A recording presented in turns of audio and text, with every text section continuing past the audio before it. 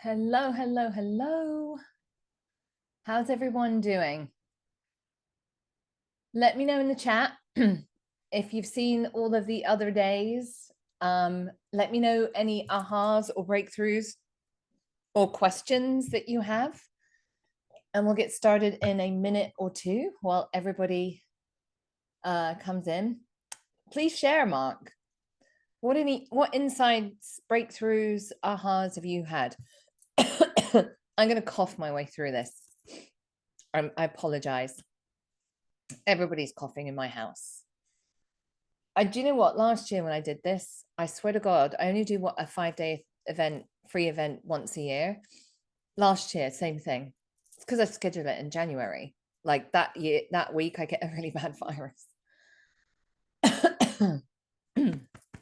So I've got my tissues, I've got my Ricola, I've got my healthy juice, and I'll just power my way through it. So, Mark, you have a question about the 1%. The 1% is about getting started, right? Let me just recap about the sobriety habit.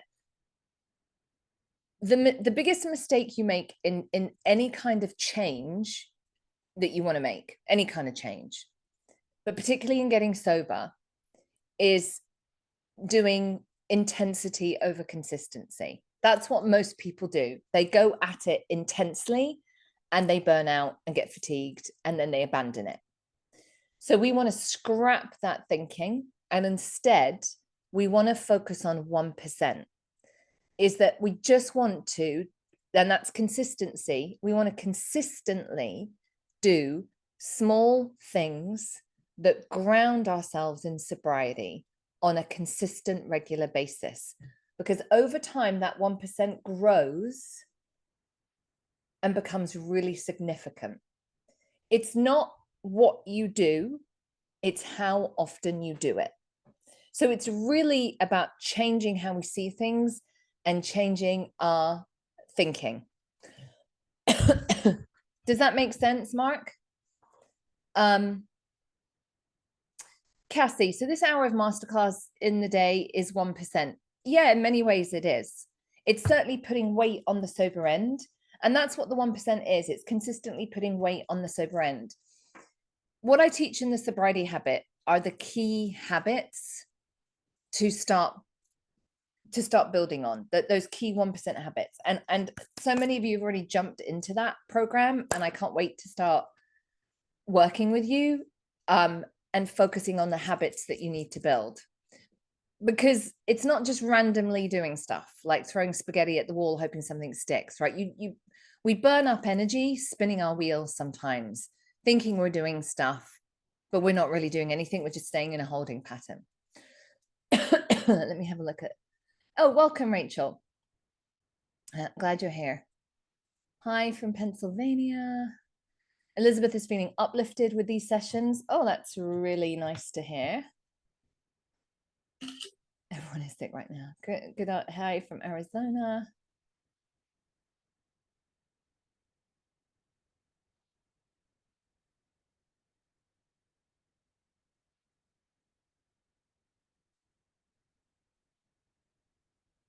Oh, the winner. So today's winner was Sean Hassel. Is Sean here? Sean Hassel has won some sober prizes. And Sean, if you reach out to me, info@soberful.com, I will give you your, I need to get your address and send stuff to you. Sean Hassel is day 3 winner. Okay, so Alonso's asked, as a curiosity, how efficient is AA in your opinion? I guess you are aware of a different movement that was called Rational Recovery, which I found a lot more interesting. By the way, I followed you for 3 days in this course. I think your approach is great, probably the best one I've seen so far. Thank you. Carrie, can you post that thing that I wrote about AA, the misinformation of Alcoholics Anonymous? Because I wrote a long piece that I think you will find helpful. I got sober in AA. 25 years ago, there wasn't anything else. The internet didn't exist then.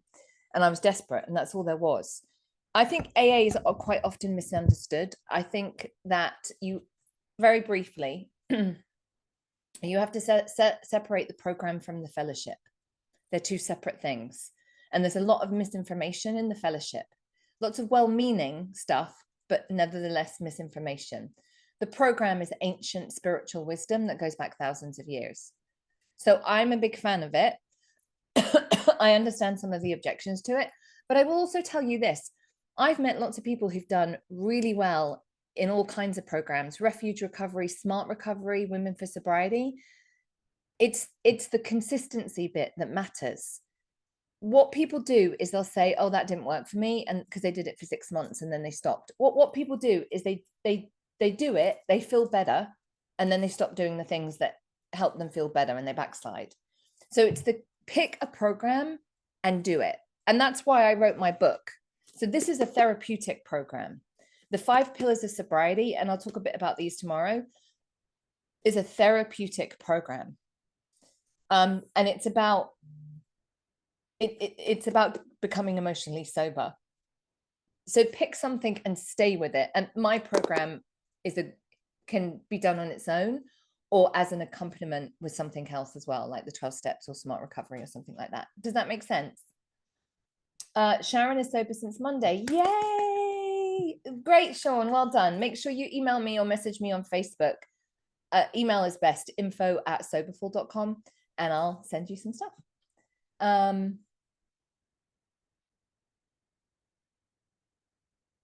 Yeah, knowing that it needs to feel doable. That's don't beat yourself up, Madeline. There's no such thing as failure, only feedback. Okay. Okay, I'm glad it's helping.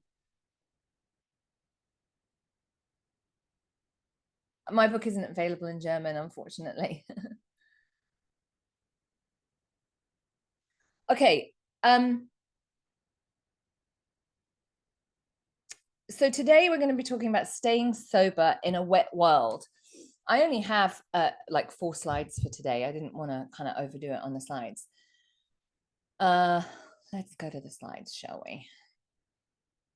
I'm going to talk about friendships, and I'm going to talk about social events, and I'm going to talk about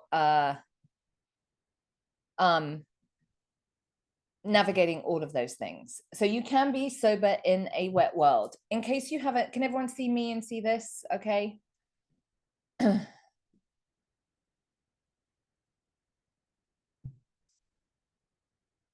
So we live in a really wet world. Alcohol is everywhere. And I want to say, since I got sober, I feel alcohol has inserted itself into way more places than it used to be in 30 years ago. I used to live in New York, and I remember walking around and all the yoga studios would have yoga and wine on a Friday night. Yoga and wine are not two things that go together. That's really inappropriate. I'm kind of shocked actually at how much alcohol is inserted into parenting. Play dates. I've been multiple times watching my kids play a sport on like a Tuesday night, and a parent comes along with a cooler and cracks open some alcohol, which I just find a bit odd. Why is that necessary? Like, I mean, some people drink alcohol. I'm not like, fine, whatever. But is it really that enjoyable in a red Solo cup, plastic cup on a Tuesday? I just watching your kid play soccer. I just don't get it. So alcohol is everywhere, and it just inserts itself into every possible place that it isn't meant to be. Nevertheless, you can still be sober in a wet world. It is absolutely possible. And I want to tell you, there's lots of things that you're going to discover in this process of being sober. When I stopped drinking at 27, so the question yesterday about was, what was your belief about alcohol? I think, like, I really believed everyone drank. I really did believe everyone drank, and then the only people who didn't drink were the poor alcoholics who could no longer manage it.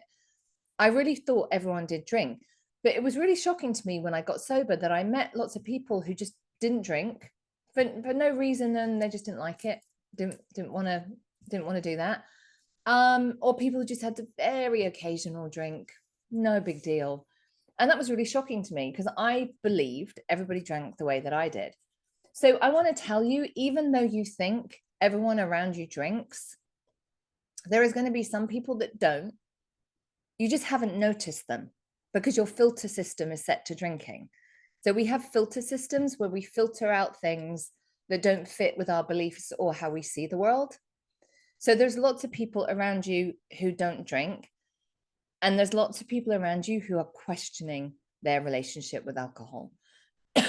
If you have a group of friends, who here has like a group of friends they drink with, or like their family, like who is surrounded by drinkers? Because I guarantee half of those people are questioning their relationship with alcohol. I did a little post on my TikTok and Instagram earlier, and it was a really good, somebody asked a really good question. And hold on, I'm just going to find it. The question, this, it was a comment that someone wrote: what happens if you drastically minimize your alcohol but don't quit and then introduce exercise? What she's really asking is, can you give me the secret to managing alcohol so I can still be healthy and not have the consequences? That's what she's really asking. And that's what we do, right? We spend a long time trying to just manage our drinking. If I can, there's a secret formula out there. If I can just figure out what it is, so I can drink, not have any of the consequences, and still be healthy. Has everybody kind of had those thoughts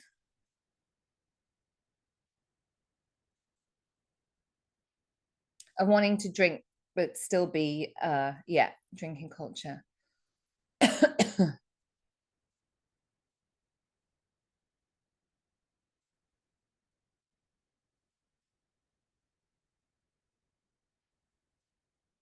There is no magic formula. Yeah, you're right. Monica said yes, and it does not work. It's part of the process, right? There is a process that you're going to go through before you stop drinking. And the research shows us that process takes 10 years. From the day that you first wake up and go, oh, you know, maybe I shouldn't drink so much. Oh, I didn't really, you know, I didn't like how I felt. Oh, maybe I should cut down or stop. It's usually 10 years from that day to the day to actually stopping. And that 10 years is spent trying to figure out how to manage alcohol. And let's try and make that a bit less, shall we? Because what a waste of time and energy, because you can't manage it. And the only reason that we try and manage it, that we want to do that, is the belief that alcohol is the best way to have fun, excitement, belonging, connection, relaxing, and rewarding yourself. That's the reason. We believe that if we don't have alcohol, we won't be able to have those things. So let's talk about how to be sober in a wet world. You may have had this experience, but other people are going to take your sobriety personally. The only people who will push back with your drinking and not like it are the people who have a problem with alcohol themselves. So I don't know if anyone's had this experience where you've stopped drinking and you've had pushback. You've had people say, oh, you're not that bad. Well, you can just have one. Well, it's my birthday. You're not like that fella over the road. The only people who have a problem with you not drinking are the people who have a drinking problem, because you not drinking makes them feel really, really uncomfortable. And that's why they take it personally. Oh my God, Susan, I was recently told I was boring because I did not drink. You know, to my shame, I remember when I was in my binge drinking party girl phase, I remember like almost bullying people I used to work with. There was a couple of women who didn't drink, and I look back now and I can see things differently. But I was that awful person. I was this person. I would just keep going on and about them being boring. Yeah, it's awful. And let me just say something about that, Kim. Yesterday, my friend told me she doesn't see the problem. The reason for that is everybody, probably including you guys up to a point, but everybody thinks an alcohol problem is a homeless person. And if you don't look like a homeless person, then how can you have a problem with alcohol? And the reason for that is an alcohol problem shows up on the inside years before it shows up on the outside. If people can see, oh my God, she's got her third DUI, or oh, she's got all those bruises from falling over drunk again, or she's got fired from her job again, people can see that alcohol is a problem in your life. But honestly, once you've got to that stage, that's the chronic stage of an alcohol problem. An alcohol problem shows up on the inside years earlier, and it shows up in shame, guilt, fear, self-loathing, arguing with yourself that you don't have a problem with alcohol. And nobody can see that because we're really good at masking it. Who's really good at masking those feelings? And that's what everyone else finds so confusing. And I hope I've really cleared that up for you.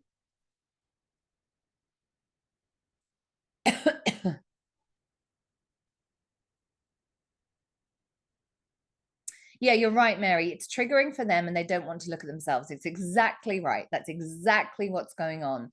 It's really triggering for other people. So those people, I'm just going to tell you, give them a wide berth. Later on, it'll be fine, but just give them a wide berth. Because they will try and sabotage your drinking. Those are the ones who are saying, I don't like, what are you talking about? You're fine. Like, this is organic. This is the low sugar, like it's practically health juice. Everyone else is drinking. Oh, like, well, now you're going to be really boring, right? Those people will try and sabotage you, and you just don't need that. So this is where boundaries comes in. Learning how to have boundaries is part of emotional sobriety, and we do learn about how to do that in the Sobriety Habit program. I don't teach any program at all that doesn't have a segment in it about how to have boundaries. So you need to accept that other people are going to be uncomfortable. That's none of your business. Your job is not to make other people comfortable. And that other people will try and sabotage you. Who here knows the people that are going to try and sabotage them?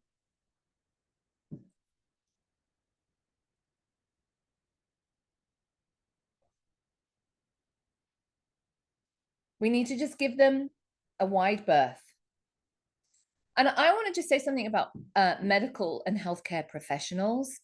Someone asked this question, I think it might have been in the VIP group, about seeing a therapist. They're the worst offenders. If doctors or therapists are not trained in addiction, they will probably sabotage you. I'm going to tell you, alcohol rates in the medical profession is really high. God love them. I have a lot of doctors and nurses in my programs. Unless they understand how addiction works and an alcohol problem works, I've had multiple clients go to psychotherapists and have the therapist say to them, you just need to cut down. You don't have a problem. Because they drink the way the therapist drinks. I'm so sorry. So you need to be really careful with professionals. They don't get it. They're just like everybody else. Just because they're doctors don't really understand addiction. They get very little training. So you just need to understand that. Yeah, Lindsay, I work on a medical team of 12 and 6 of us are working in sobriety. Yeah. I have a lot of medical people who, just because it's very hard for them to get help. So I have a lot of medical people in my programs. So I want you to know this going in. Your sobriety is going to make drinkers feel uncomfortable and other people are going to try and sabotage you. And these are the 4 people that you meet. And I write about these people, by the way, in my book. The sudden addiction experts, those are the people who overnight got qualified in addiction, and they're going to tell you exactly why you don't have a problem. Oh, mate, you don't have a problem. because you don't do X, Y, and Z, you're fine, right? So that's the sudden addiction experts. The goalpost movers will make up excuses with you. So the goalpost movers is the person who, you know, maybe you had a casual conversation years ago about like, oh my God, someone got a DUI. Oh, like a DUI, that's awful, isn't it? Yeah, I mean, if I ever had a DUI, time to stop drinking. Fast forward 10, 15 years, one of you gets a DUI. Oh, well, that's different. You were under a lot of stress at work. You know, what you've been going through, you know, anybody would have drunk. So it really, yeah, I mean, it was a deal, but not really. They're the people who do that. They're always rationalizing or justifying, and they just keep moving the goalposts, and then moving the goalposts to get to the place of, but yeah, so you don't really have a problem. Anyone met someone like that? The drunk persuaders are just drunk people. I don't really come across people like this, but I remember years ago I did. The drunk people who kind of all of a sudden realize that you're somewhere and you're not drinking at the party, and they just want to come up and tell you like how ridiculous that is, and like they're very unattractive. And then there's the fun police. These are the people who just in their thinking that it's absolutely concrete to them that you need to have alcohol to have fun, and you're their friend and they care about you, and all they've heard you say is, I volunteer to never have fun again. And it makes them so sad, and they just feel really bad that you have volunteered for a life of no fun because you have to drink to have fun. They cannot possibly see it any other way. And these are just kind of typical scenarios. That anyone had that kind of scenario? Fun police, totally in my. I used to, like I said, I used to be that person. I'm ashamed of that now.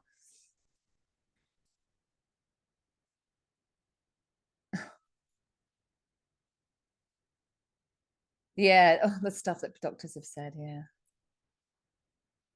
yeah, it's a really stressful position, Michelle. Oh, that's another one, Marie. Actually, Chip and I did a podcast on this last year called High End Drinkers. That's another group. High end drinkers are the people who go to Scotland to tour the whiskey breweries. They are the people who only drink craft IPA, and they'll seek out a brewery 50 miles away because they heard of this special IPA. They're the people.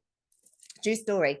This is when I was promoting my book. So this was 3 years ago, I think. And I was on The Doctors, the TV show. And I was in it was all on Zoom because it was still COVID-y, but we were in the sort of waiting area. And I was in there with a doctor. She was a nutritionist doctor.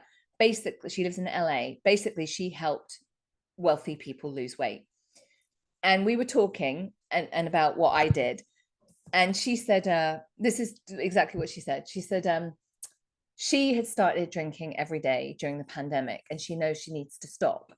And she was saying that to her son, her teenage son, and he laughed and at her that she wouldn't be able to do it. And she said, I know I need to cut down. She said, but my clients own vineyards in Napa and I only drink. I'm just very used to drinking just the most excellent fine $200 bottles of wine. It's just so much better for you. This was I'm like, mm-hmm. So the high-end drinkers, what they have, has anyone met them, by the way? What they have is just a story. They just have a story, which all that is a rationalization for them to drink.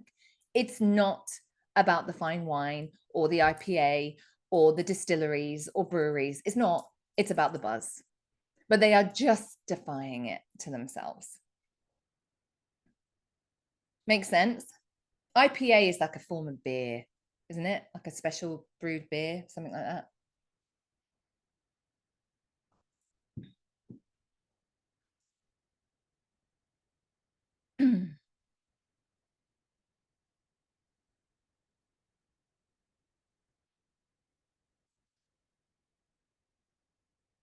Mark is saying it's not all about fun. My social life, what little I have, is concerts, camper van meets, and involves alcohol. It doesn't have to, Mark. you can do all of those things without alcohol. Nobody's holding a gun to your head. Goalpost, yeah.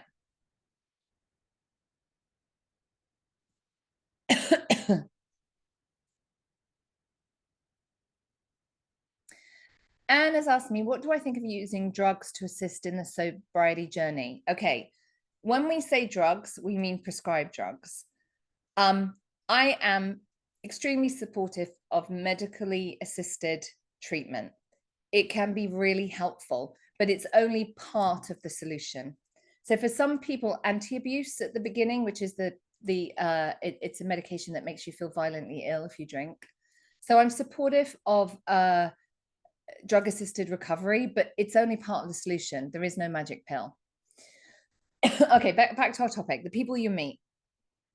The other thing is your friendships will need to be renegotiated. Your real friends, let me tell you, there's nothing for getting sober for finding out who your real friends are. Your real friends will understand and support you.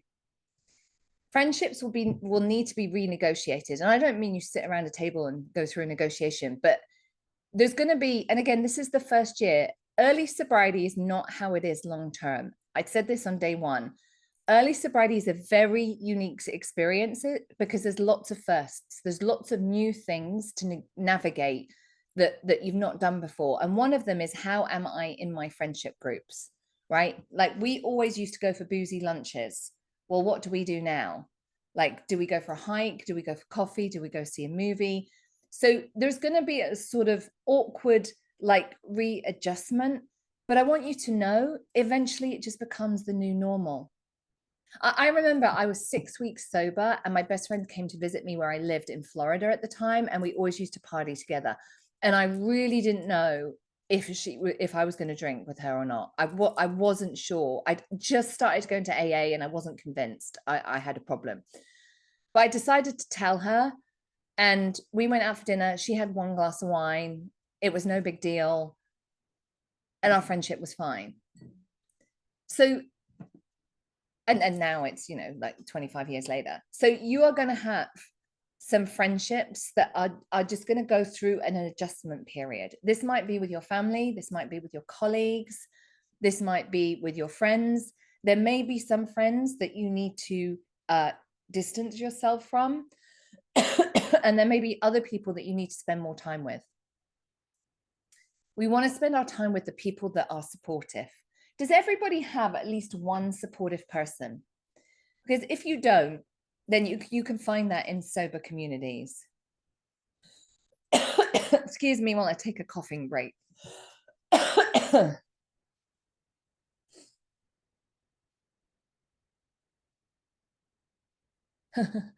couple getting divorced and who got the Scotch collection was a huge fight. I knew this old elderly couple. They were well into their 70s and they had a huge wine cellar that was worth hundreds of thousands. And they'd been told they had to quit because of their health. And they were going to quit, but they were going to finish like all of their expensive wine first. Well, to be honest, they'll be dead before they finish it. I like your no BS way of calling out no guns to our head. You know, people say that to me a lot, and I don't really kind of know that about myself, but that is why people come to me. I don't F around. I will be really clear with you. I'm not going to sugarcoat things. This is really important. Sally, I'm a Scot and drinking is. I did a podcast recently, a couple of months ago, with a Scottish filmmaker. She said the same thing. She's sober. Oh, so many messages. We want to be able to find we want to have people to support us. And if you don't have anyone yet in real life, then you can find those people in the sober community. In fact, I'm going to tell you, when I stopped drinking, all I had was fair weather drinking friends. I had maybe 1, 2 people where I was living at the time who were friends. And then I moved around a lot and all my friends came from the sober community. And now I'd say there's a mixture. When I got married, half the people in the church were sober people. sober people are awesome. I'm just going to tell you, sober people are my favorite people, and I'll tell you why. We are different, and the reason that we are different is that we have been to really dark places. Like, I don't know you guys, but I know a lot about you because you're just like me. I know that you have been frightened. I know that you've experienced anxiety. I know that you felt lost. I know that you felt disconnected from yourself and everyone else. I know that you have felt that you are not good enough. Am I right there? Has everyone felt that way? I don't know your story, but I know what your experience has been in the world because it's been exactly the same as mine. And I also know that if you get sober, you're going to grow. And we grow in these incredible ways. People who are sober, they're growing and they're seeking and they're curious. And those are my favorite people. Am I wrong? That's been my experience. Yeah. The feeling of shame has been the worst. Yeah. And that's a process. We want to let go of all of that.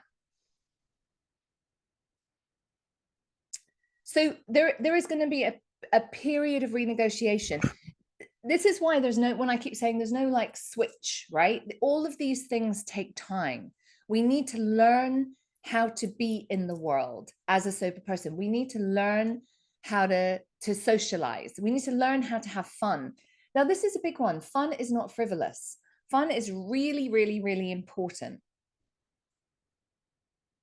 And I 100%, when I stopped drinking, thought I was never going to have fun again. 100%.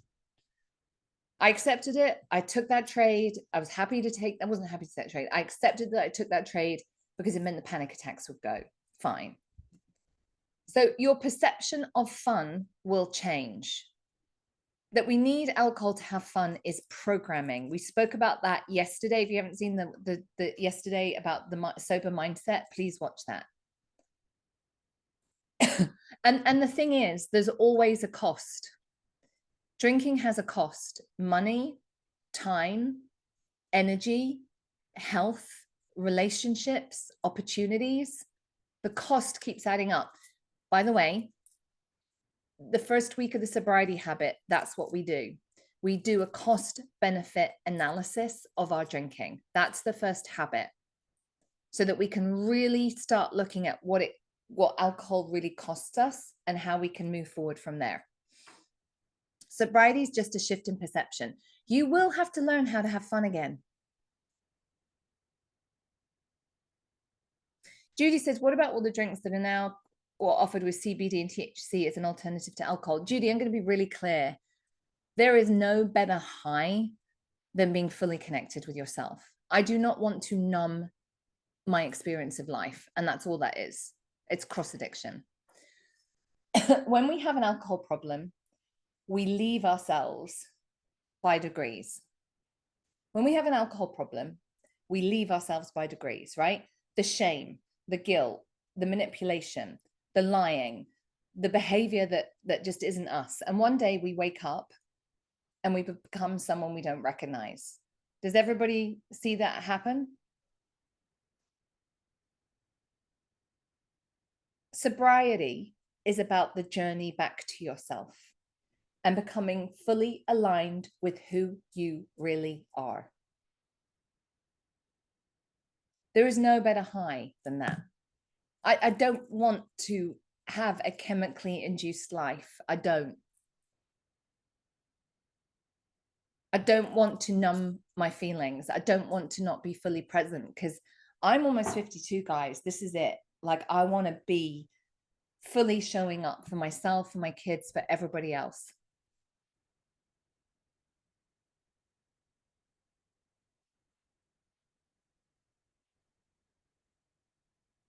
CBT, I mean, stuff that's, I mean, I think the CBD is fine because it's not, it's the THC that is mood and mind altering. The CBD, I don't believe that is.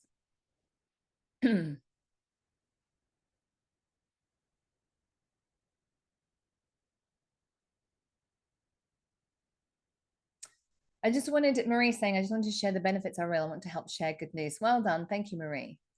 Yeah.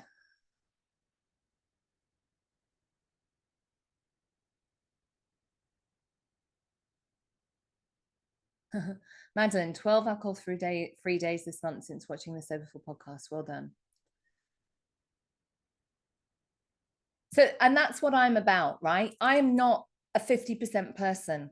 Like, I never, ever like had a bit of wine and left some in the bottle.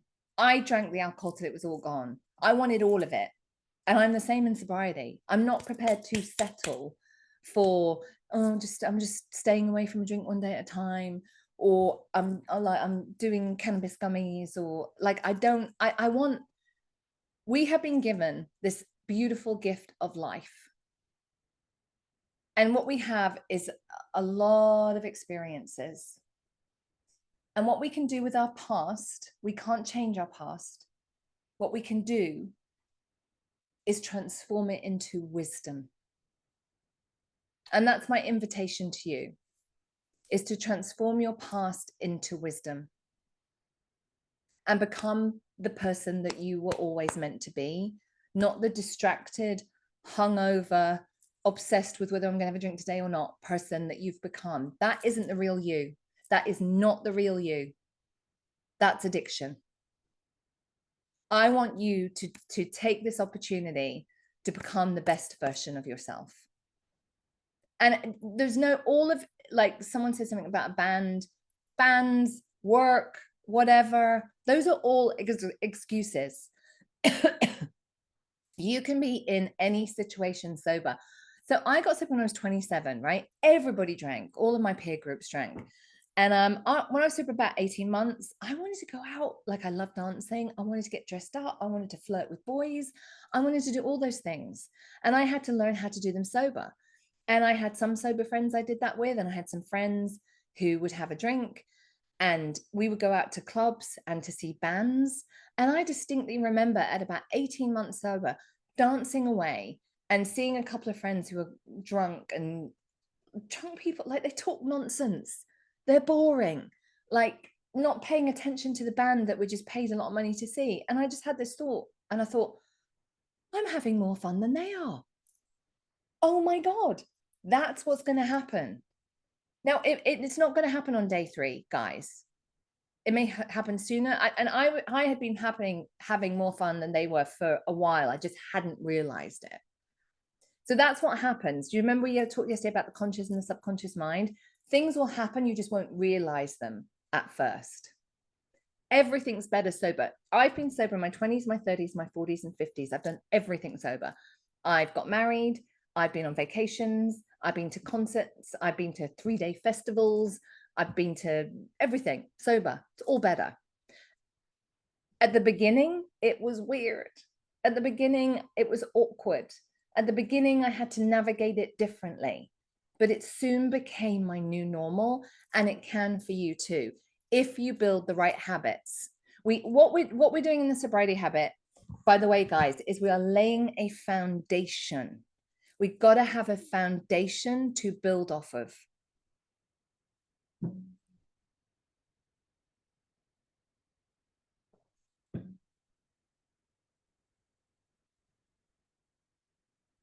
Otherwise, we're just kind of throwing spaghetti at the wall and hoping something sticks. So that's why, if you are thinking of working with me and joining the sobriety habit, check me out, do your due diligence on me, feel that you're in alignment with how I work. I don't BS you. I'm going to tell you just how it is. And we're going to build that foundation through the right habits. Thank you, Mark.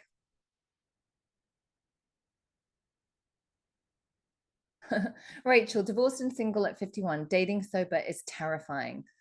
I remember, I'm going to tell you, I'll tell you another story. Dating sober in your late 20s was also terrifying. In fact, I remember I was telling a friend this, when I started dating, and it was like 2 years of sobriety before I started dating, I was so scared I felt my bones rattle. Like, I was that scared. It's a new thing that we're learning how to do. Can I make a suggestion? If you're in a situation with like Rachel, even if you're just trying to build like friendships, you know, when you meet someone new and you maybe want to have a friendship with them, go on a walk. It's so much easier. Doing something and being side to side is such a much easier way to kind of have a conversation. Don't go for dinner or lunch with a new person and sit there and just feel like that's too nerve-wracking. Go for a walk. Suggest a walk or a hike. Do that. It's a great way to get to know people. Fatboy Slim is sober, I think. So is his ex-wife. Veronica, you're definitely the real deal. Everything I've learned from you has been on point. Thank you so much. I like your honesty. Oh, thank you. So things are going to have to change. You are going to have to make some changes to be sober in a wet world. You are going to have to show up differently. You're going to have to say no to some things. You're going to have to distance yourself from some people. You are going to, this will take a little bit of time, roughly a year or so. Don't be deprived and don't isolate yourself. It's really, really important. Make sure you have rewards, non-alcoholic rewards, and make sure that you are purposefully seeking out community. Okay, it's really, really important. This is why sobriety takes effort. It's not hard, but it is going to require you to take effort. Roy's saying, just throwing it out there, love your top. Thank you. You have to be prepared to put this cannot be done to you. It's sobriety can't be passive. I can't come and do this to you with my magic sober wand. What I will do is show you exactly what you need to do in order to get sober, build the foundation of sobriety with your habits, get emotionally sober, and keep going. And if you want to do that, join the sobriety habit. Carrie will put the link in the thingy. If you join before tomorrow, you'll get the special bonus of private Voxer messages with me, where once a week I will answer your personal private conversation, question or whatever it is. Oh, let me tell you about the workshop on Tuesday, because somebody asked this question yesterday, that they were scared about joining because they were scared, like, what was it they said? Something about like, they don't know if they really want to do it.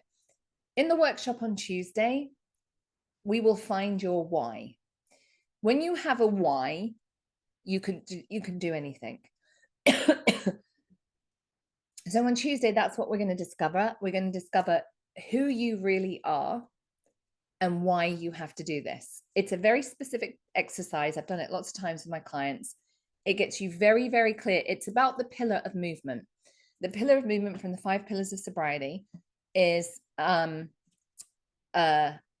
what you're moving towards and what you're moving away from. And we will discover in that workshop on Tuesday exactly what you need to move towards. And it's going to be different for everybody. It's a really fun, interesting workshop. So make sure you sign up before Tuesday so you get to come to that, and you get 9 weeks for the price of 8.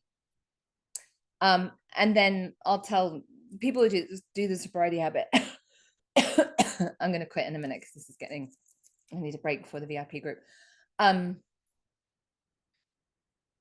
Once the sobriety habit ends, I have an alumni program that you can join. That's once you join, you're in it forever. And that has lots of great stuff in it as well. Is the 8-week sobriety habit completely different from the 6-month one? Yeah. So I have my 6-month program is a program for people who want to be emotionally sober. That's a much more in-depth, longer program. If you are already sober, but you know you're not emotionally sober, that's the one you should join. And if you want to know more about that, let me know. I like your honesty and straightforwardness. Any other thoughts or questions before we quit? And I'll give you the homework question.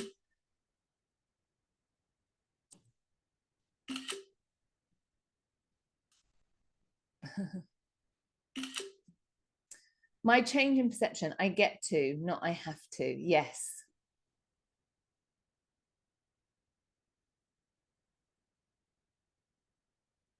Okay, let me clear up about the programs. I have some digital programs, right? They're just digital. They're pre-recorded.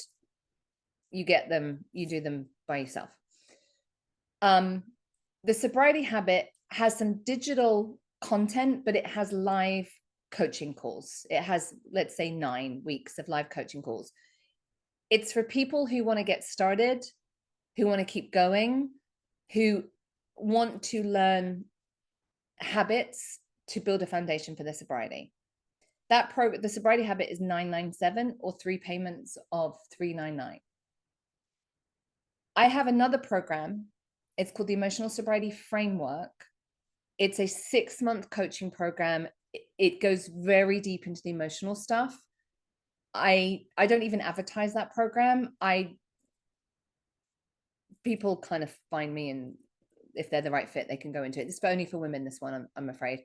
And that program is $5,000, but that's a much more in-depth, longer program, all that kind of stuff. So that's the difference. Does that clear everything up? Thomas, I can't believe I'm saying this. I'm 44 years old and a single gay man. I've been seen over the years the gay world is all drinking, drugs, and sex. I've just lost a friend to addiction, and this was not the first. Yeah, so hard. Yeah, you know what, Thomas, I don't know where you are. I'm aware the gay community, there is a lot of, because it was always around bars, wasn't it? In London, I have some friends who they're the people who do, I don't know if you're in England, but I think there's other things in different countries. Anyway, they had a group meetup called Queers Without Beers. I just thought that was funny. So yes, Major, the 8-week one would be the right one for you. Okay, Carrie is putting the sobriety habit in there for the people who want to join. Join but find, at least find lesbians, we are boring. Yeah. There is lots of, I have another client who's in Berlin, who is really involved with his local LGBT AA group. He bakes cakes, bless him. He bakes very well and bakes them. There is, you know what the great thing is about the internet is there is a group for everyone. There's a niche for everyone. And I think if you're near a big enough place, you can usually find those people too. Okay, let me give you the homework question, and we'll be back tomorrow for the final day. Who's coming for the final day tomorrow? Ooh, what happened there? Oh, there we are. That's the homework question. What changes can you make right now that help you put weight on the sober end? And that will be in the Facebook group in just a few moments. And there'll be a prize for that one as well. So go to the Facebook group. Carrie will put that in. Answer that question, and then we pick a random winner. Was my coughing awful today? I feel really.